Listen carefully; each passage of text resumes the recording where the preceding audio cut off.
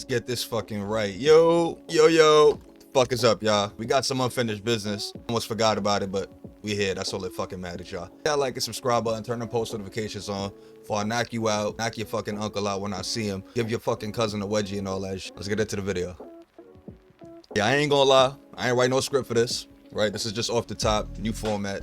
I'm gonna just be myself from now on. Fuck all that bullshit. But I was supposed to drop a specific video at the top of the year, which is basically my top 5 most anticipated games for 2025. I personally feel like I got a great list for the year. I'm really excited for all the games that's on this list, and no bullshit. We've been waiting on some of these games for over 2 years now. So we're gonna start off with number 5, right? So number 5 on my most anticipated games of 2025 list, it's gonna have to be Expedition 33. I ain't gonna lie, Expedition 33 looks fucking insane. If you haven't seen it, it's basically like a role-playing game where you kind of go back and forth, you know, turn-based, if you may. I'll just read the fucking bio from Google. So it says, Expedition 33 is an upcoming role-playing video game developed by Sandful Interactive and published by Kelper Interactive. It's set to release this summer. So like I said, developed by Sandful Interactive. It's made in the Unreal Engine 5. And if you just see like the gameplay from this shit, it looks like it's taking like that turn-based role-playing combat that we know and love, essentially, and kind of flipping it on its head. Seems like there's gonna be a lot of quick time events sprinkled throughout the fights and shit, and this game just looks very cinematic, man. If you know me, I love a nice cinema. I love a nice cinnamon. I love when games really set shit up to look like movies and shit like that, and I feel like, especially with like role-playing games, those games lend itself to that type of like cinematic battle and shit like that. Like a game where you can kind of sit back, stay engaged, but not have to really do too much with your hands and just kind of just enjoy what's going on. Looks real immersive. I'm fucking excited to get into it, guys. And this is number 5 on my motherfucking list. So number 4, this is one of those games that I feel like I've been waiting for a really, really long time to play. It's none other than Avowed. Avowed is going to be this first-person game, kind of like Skyrim, Oblivion, Outer Worlds, if you may. You're going to be doing a lot of quests and shit like that, obviously, a lot of level ups. There's going to be some skill trees and shit like that. And it just looks like your typical Bethesda RPG, first person. The game looks actually beautiful and shit like that. I'm pretty sure we're going to be having some gameplay playing right now. It's a game that takes place in the same universe as Pillars of Eternity. So there is some universe building that this game is going to do. And I'm excited for this. This is made by Obsidian, the same people that made Outer Worlds. And I think that this is interesting because if you know Bethesda, right? Bethesda makes the Elder Scrolls games and they also make the Fallout games. And those two games, if you're a fan, you know that they're very, very, very, almost very similar. Almost the same game. Almost the same fucking game. Just with like different fantasy settings. One is sci-fi. One is like high medieval fantasy and shit like that. And I feel like Obsidian is trying to do that now with Outer Worlds and then Avowed. So Outer Worlds is going to be their more Fallout kind of game, you know, more sci-fi oriented and shit like that, taking place with the futuristic weapons, aliens, bugged out shit. And then you're gonna have Avowed, which is gonna be this fucking Elder Scrolls simulator that's gonna be similar to Outer Worlds, but it's gonna kind of stand on its own and shit like that. So I'm very excited for this, guys. This is dropping this year. I think it is launching straight into Xbox Game Pass. So if you have Game Pass, what do you have to lose? You know, check that shit out. If you don't like it, uninstall. Try it on the cloud so you don't have to install. There's a lot of shit going on the cloud. So tap in, guys, tap in. I think this game is gonna be a fucking banger, this shit. My list really starts getting spicy. Niggas is gonna be mad. Cause y'all gonna think I'm saying certain games or like I'm trying to line up certain games for that 3, 2, 1 spot, but nah. I feel like GTA, I'd be more excited for that from a simulator perspective, like just being immersed in that online world doing missions and shit. But these other games that I have on my list, to gameplay perspective and just overall fun factor, can't be beaten. Alright, y'all, so number 3 on my list, gotta go with Borderlands 4, man. Borderlands has been one of my favorite game franchises of the last couple of, you know, gaming generations. Started out on Xbox 360 with the first Borderlands, moved its way on up. The last one we got was Borderlands 3, which came out, I believe, for the Xbox One and PS4, I want to say. Great game, great fucking game. It always felt like something was missing from Borderlands 3. I could never really put my finger on it. But Borderlands 4 seems like they're trying to take the game a bit more serious. Said that they were like done with the toilet humor and shit like that, the people over at Gearbox. So I think that's interesting. I think that's very telling of how that development process is gonna go and shit. And yeah, man, if you're a fan of co-op games, shooting games, and just overall shit to do with your friends and just have fun. No competitiveness, none of that bullshit. You just want to get on and play a really good fucking game. I think Borderlands 4 is gonna fucking scratch that itch. We don't have a solid release date. We know it is coming out in 2025. This game does have, I guess there is some probability that this game may be delayed because we haven't gotten a release date. And we are already in 2025, so to build up hype and drop the same year might be a little bit rough.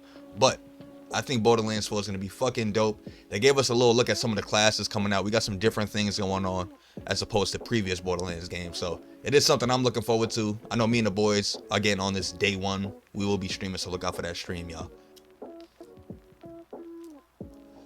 Number 2. Whew. I've personally been waiting on number 2. I want to say probably for like 3 to 4 years right now. This has been a long time coming. Pause. I've been waiting for this fucking game for a long fucking time, villains. The game is none other than Capcom's Monster Hunter Wilds. Now, the reason that I'm excited for this game is because me and the boys, big Monster Hunter fans, big huntsmen, you know, master ranks, all that fucking fly shit that you could think of in Monster Hunter, we've done it. If you want to know some interesting lore about Between Villains, Monster Hunter World is actually the first game in Between Villains history that we ever streamed. So we have like a little soul spot for Monster Hunter. Kind of started us on our streaming career and shit like that, a little journey that we're on right now.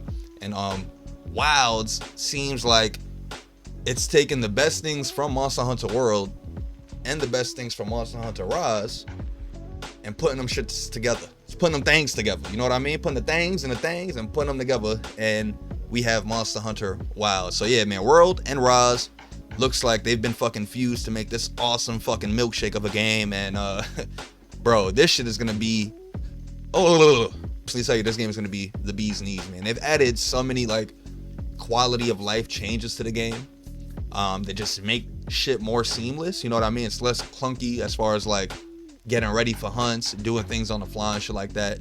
And it just seems more accessible than ever to be a Monster Hunter fan. And I can't fucking wait, guys. I think that this might wind up winning Game of the Year, depending on what drops in 2025, excuse me. I think this might really have a good chance at Game of the Year. Monster Hunter World broke a bunch of different sales milestones for Capcom, and I think that Wilds is gonna do the same shit, guys.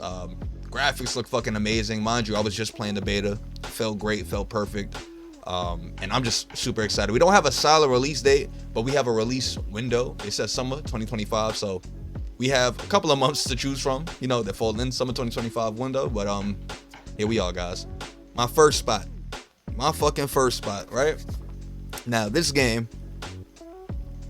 actually made me jump out of my seat at the Game Awards. I started freaking out, had a panic attack, started yelling all over the Discord, probably annoyed the shit out of everybody. I don't give a fuck. Those are my boys. Y'all gotta love me regardless. But yo, my dogs. If you know me, right? You know me. Y'all know me. If you watching this, you gotta know me. If not, you gonna get to know me, right? A lot of people love different gaming mascots, right? You know, some people are Mario fans. Some people love Crash Bandicoot, Mega Man. You know, there's a bunch of different mascots that you could choose from. Growing up, as much as I was a Nintendo fan, for some reason, I was always a bigger Pac-Man fan. Pac-Man is my favorite gaming mascot of all time, right? I got different memorabilia, just like right in front of me, all over the room and stuff, you know. My Pac-Man Tamagotchi, right? Got the little cherry, you know what I mean? Little Pac-Man cherry there. It's my Pac-Man SH figure arts right here, you know what I mean?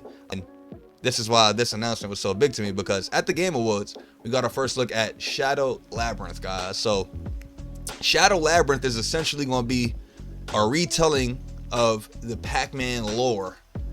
And now it's like this dark fantasy, sci-fi setting. People are fucking dying.